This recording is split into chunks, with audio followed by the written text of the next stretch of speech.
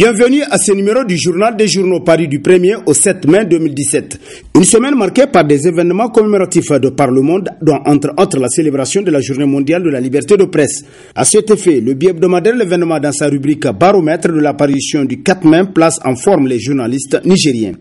Le journal constate que malgré les intimidations et menaces visant à mettre la presse indépendante au pas, les braves journalistes qui sont dans leur collimateur continuent avec courage et professionnalisme à vaquer à leur travail d'éveil de la population. Conscients de leur rôle éminemment important dans la société pour le renforcement de la démocratie, ces hommes et femmes des médias poursuivent avec courage et abnégation leur mission de sensibilisation et d'éducation des populations pour imposer aux gouvernants le respect des principes démocrates selon l'événement qui conclut. C'est d'ailleurs ce qu'ils ont réaffirmé dans toutes leurs déclarations à l'occasion du 3 mai dernier. L'unique quotidien privé de la place à l'enquêteur dans la rubrique Société de sa parution du jeudi 4 mai, titre entre autres Forte canicule, Gorubanda est là, le calvaire continue.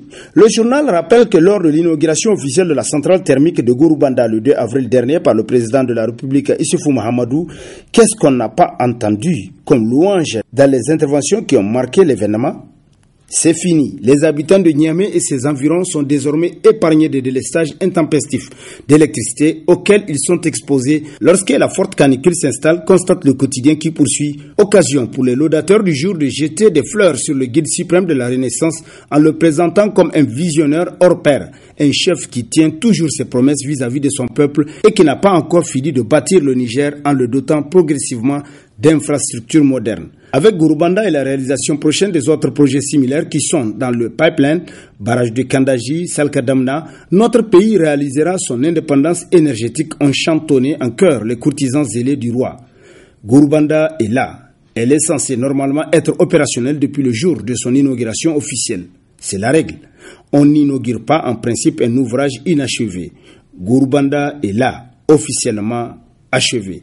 Les délestages d'électricité ont repris en ce temps de forte canicule, selon l'enquêteur. Iranium Gate saison 2, après l'enquête parlementaire, la justice en marche, s'exclame l'hebdomadaire L'Actualité, qui relève une enquête de rapport. Cela montre à quel point cette affaire divise pour traduire en même temps la fracture qui marque un pays aujourd'hui en plusieurs morceaux après que le socialisme ait réussi à mélanger les Nigériens. Quand la majorité ne peut pas élaborer un rapport consensuel qui engage les deux composantes de l'Assemblée, l'opposition ne peut que donner sa version pour rétablir des vérités détournées et camouflées. C'est dire que contrairement à ce que laisse entendre la majorité, à savoir que le dossier est clos parce que son rapport aurait lavé de tout soupçon le régime, il faut reconnaître que le dossier ne fait que commencer. Et personne n'est suffisamment fort à arrêter le cours de l'histoire, car contre le peuple, personne ne peut être plus fort. Justice Dolé, conclut L'Actualité. Iranium Gate, les questions qui suggèrent une enquête judiciaire, titre à sa une l'hebdomadaire Le Courrier, pour qui le rapport d'enquête parlementaire ne fait nulle part mention d'Energo Alliance. Pourtant, cette société fantôme qui aurait disparu dès le lendemain de la transaction frauduleuse avec en poche une plus-value de 82 millions de dollars est un acteur important dans cette transaction frauduleuse. En faisant l'impasse sur Energo Alliance, Sadi et ses potes ont volontairement tué un acteur stratégique qui renseigne sur la gravité du délit commis par Hassoumi Massaoudou et ses complices nigériens. À moins que la mention de cette société fantôme n'ait été rayée quelque part où ça gêne énormément. Le rapport de Sadi l'a royalement ignoré car Energo Alliance représente dans cette transaction frauduleuse le chaînon bâtard qui trahit les intentions malfaisantes attachées à cette affaire. Sur les 82 millions de dollars empochés par cette société fantôme en 24 heures avant de s'évanouir dans la nature, comme la rosée matinale, une bonne partie du magot a atterri dans des comptes bancaires à Hong Kong. L'identité réelle des bénéficiaires de ces 82 millions de dollars qui ont échoué à Hong Kong est une des zones d'ombre de cette affaire scabreuse. C'est une question digne d'intérêt dès lors que Energo Alliance a cessé d'exister aussitôt que l'affaire est conclue entre elle et Optima Energy et que les sociétaires de cette société écran restent totalement inconnus à ce jour, selon le courrier qui conclut en se demandant qui sont les détenteurs des comptes de Hong Kong qui ont accueilli ces 82 millions de dollars. Soudire quand la Renaissance demande à Sadaka, titre entre autres à sa une l'hebdomadaire Le Nouveau Républicain, pour qui le pays va mal. Sans doute que les partenaires devaient être surpris que ce pays que l'on présentait naguère comme un Eldorado leur soit aujourd'hui présenté sous les couleurs de l'enfer. Chacun des ministres passera pour décrire la situation préoccupante de la situation alimentaire du pays, pour appeler à la piété et à la pitié des uns et des autres afin de consentir l'aumône, la sadaka, pour un pays frère qui risque d'avoir trop faim, d'après le nouveau républicain qui poursuit plus loin. Point de polémique, le Niger a faim, faisons face à la catastrophe.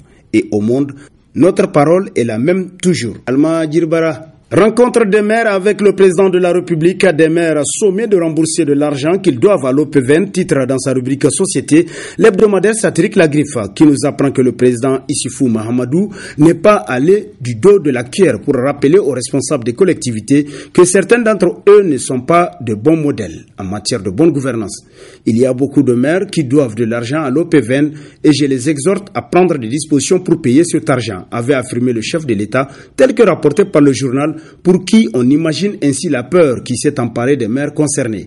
Certains ont soit été démis par les conseillers, soit été arrêtés et jetés en prison à l'issue des inspections. Actuellement, il y a encore des maires qui croupissent en prison suite à leur implication dans des affaires de malversation, selon La Griffe. Gouri Guetta, après le vol, la haute trahison, titre à sa une l'hebdomadaire Le Monde d'aujourd'hui, pour qui c'est un véritable scandale que ce soi-disant rapport rendu par les députés de la majorité, membres de la commission d'enquête parlementaire sur la scandaleuse affaire dite Iranium Gate. En agissant comme ils l'ont fait, ces députés ont trahi leurs électeurs, qui leur ont fait confiance pour les représenter au sein de l'appareil de l'État. Ils ont trahi leurs collègues députés qui les ont choisis pour siéger dans la dite commission. Ils ont trahi le peuple nigérien qui les entretient au moyen de ses maigres ressources. Ils ont trahi le Niger, leur pays, au profit de quelques vénos nigériens et français. Ils ont trahi, c'est vrai, mais pas plus que ceux qui sont à l'origine de cette transaction scabreuse. Areva, dont l'uranium du Niger alimente un tiers des centrales nucléaires de la France, a aussi trahi, constate Le Monde aujourd'hui qui poursuit. Après donc la trahison de la commission d'enquête parlementaire, les regards sont maintenant rivés sur la justice. Niger Télécom, enfantement douloureux, démarrage difficile, titre dans sa rubrique Nation, l'hebdomadaire satirique Le Hérisson, qui nous apprend que la nouvelle société, née de la fusion de la société nigérienne des télécommunications Sonitel et de Sahelcom depuis le 27 décembre 2016, peine à démarrer ses activités. Elle est pour l'instant au stade de retouche et de balbutiement. En effet, comme vous le savez, la nouvelle société a vu le jour pour pallier à une insuffisance, celle de voir le pays se doter d'une compagnie de téléphonie à la pointe de la technologie. En dehors de quelques actions sporadiques, rien de sérieux n'est constaté au niveau de cette nouvelle société. Les quelques jeunes compétents n'ont pas leur mot à dire dans la marche de la société selon Le Hérisson qui renchérit. C'est devenu comme une chasse gardée de certains vieux loups qui l'utilisent à leur guise avec des salaires faramineux et des rendements nuls. Et sur ce prend fin le présent numéro de la revue de presse. Prochain rendez-vous, plaise à Dieu dans une semaine avec toujours la même passion de vous servir. Bonne lecture et au revoir.